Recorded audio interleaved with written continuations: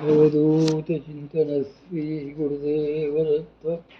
माझ्या सर्व साधक बंधू, आज आपण एक सुंदर लेख वाचणार आहोत.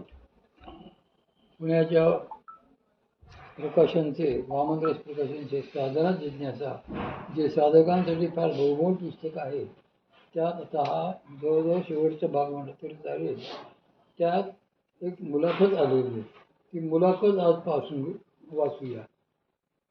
श्रीपाद सेवा मंडळाच्या नागपूर केंद्रातील शिबिरात 6 जानेवारी 2002 रोजी रात्री 9:30 वाजता श्री प्रकाश पागे यांनी सर्व साधकांच्या वतीने व परमपूज्य श्री शिरीषदादांना घेतलेल्या एका विशेष अशा प्रगट मुलाखतीतून हे परिशिष्ट संकलित केलेले आहे.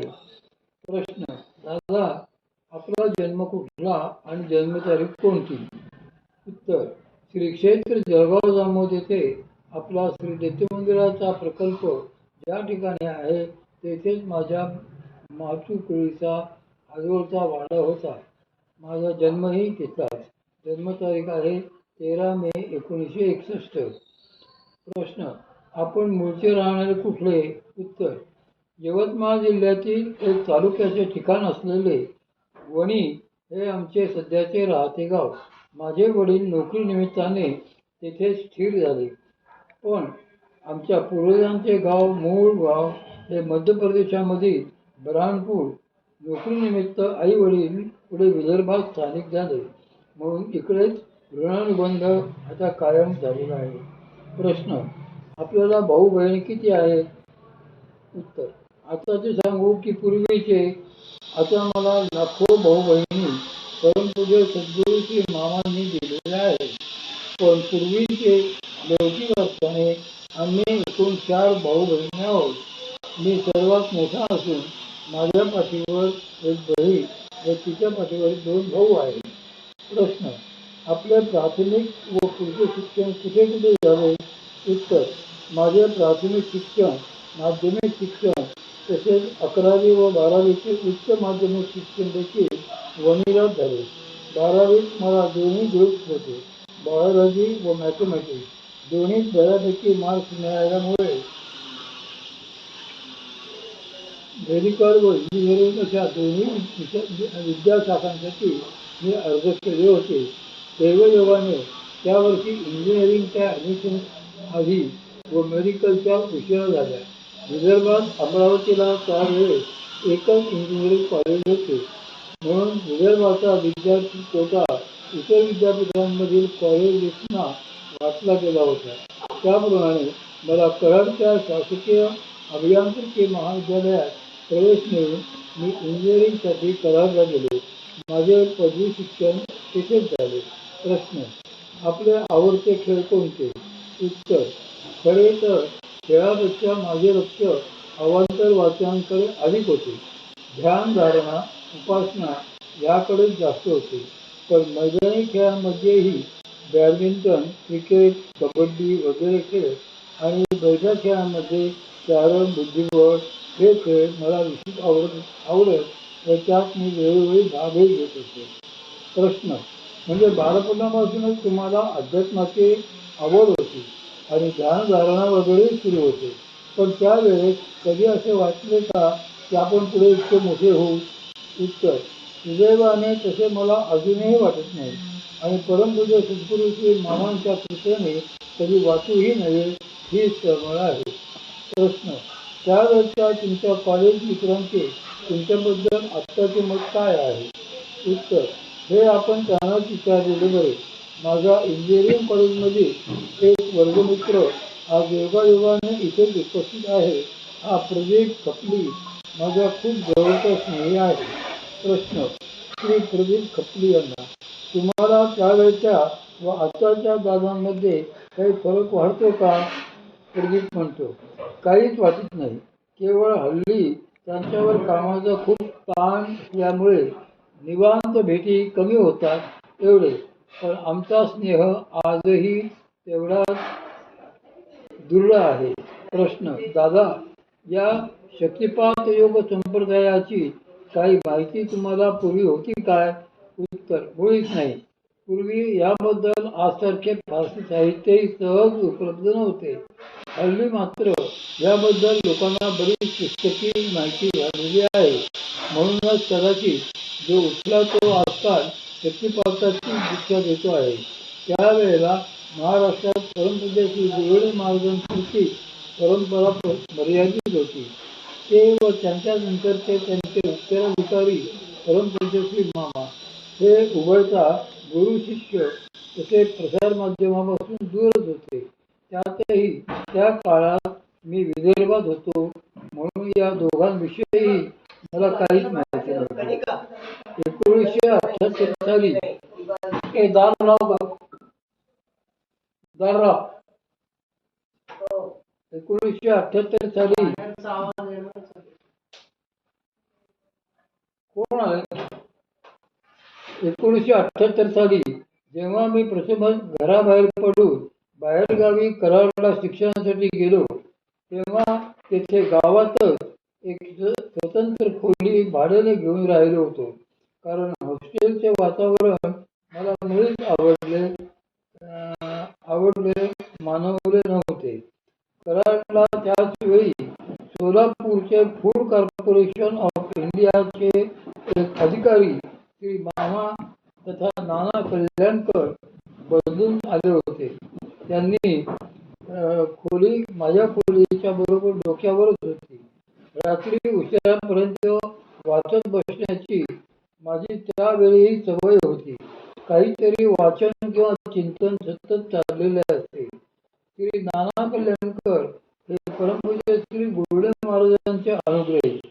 ते एकदा बऱ्या पहाटे कधीतरी बैठकीला बसले होते. त्यांना बऱ्याच शारीरिक क्रिया होत असत. त्यामुळे माझ्या खोलीचे सगळे छत हादरत होते. मला हे ठाऊक होते की कराडला भूकंप होता, पण त्या लहरी खालून वर जातात हेही माहीत होते. हे हादरे मात्र वरून खाली येत होते. म्हणून मी हे काय चालले आहे ते बघायला जिना चढून वर गेलो. नानांच्या खोलीची एक खिडकी उघडीच होती. त्यांना वेगवान क्रिया होताना पाहून त्यावेळी मला असे वाटले की यांना काहीतरी बाधाविधा झाली.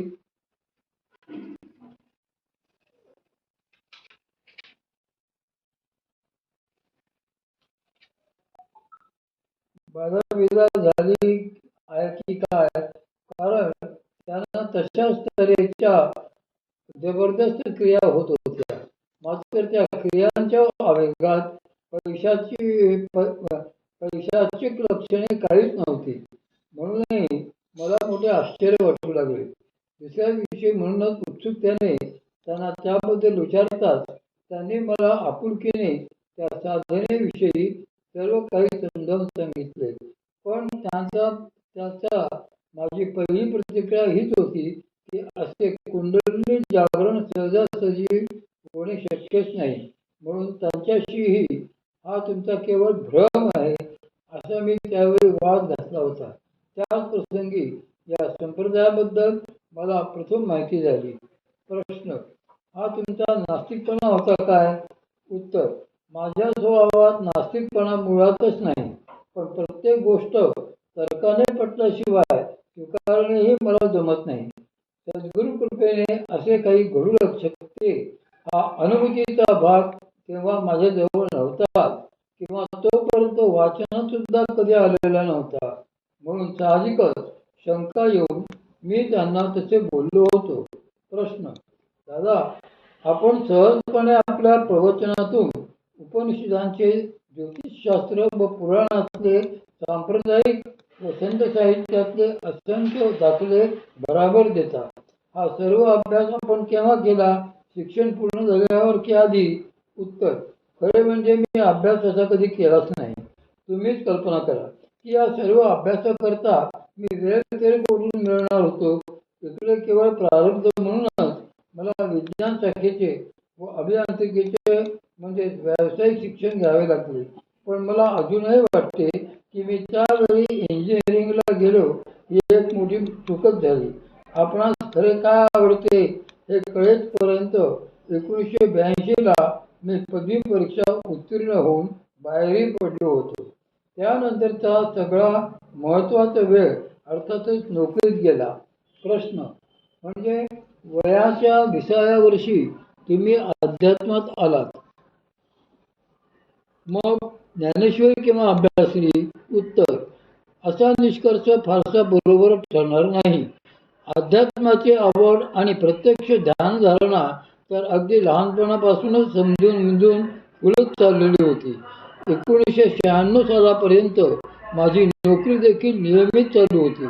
तोपर्यंत कालमान परतले माझा दिनक्रम इतका व्यस्त राहत असे की अध्यात्माच्या अभ्यासाला कधी वेळ उरत नसे.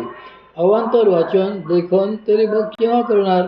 म्हणूनच मी खऱ्या अर्थाने अध्यात्माचा म्हणून अभ्यास असा आजवर केलेला नाही.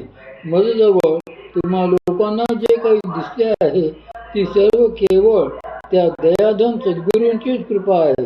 त्यात माझे प्रयत्न काहीच नाहीत. हेही अगदी उघड आहे. आमच्या घरी एक ज्ञानेश्वरीची सरकारी प्रत होती. मी 12वीत असताना ज्ञानेश्वरीबद्दल कोठेतरी ऐकले होते. म्हटले पाहावी एकदा वाचून.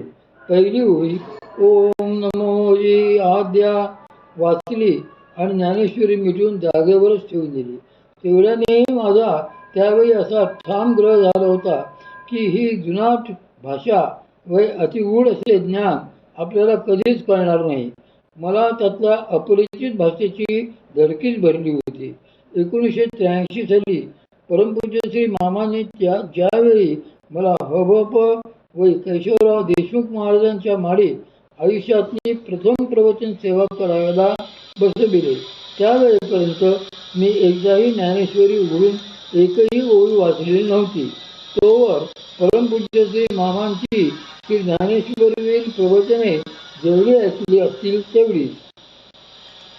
प्रश्न: आपले हे पहिले प्रवचन केव्हा झाले?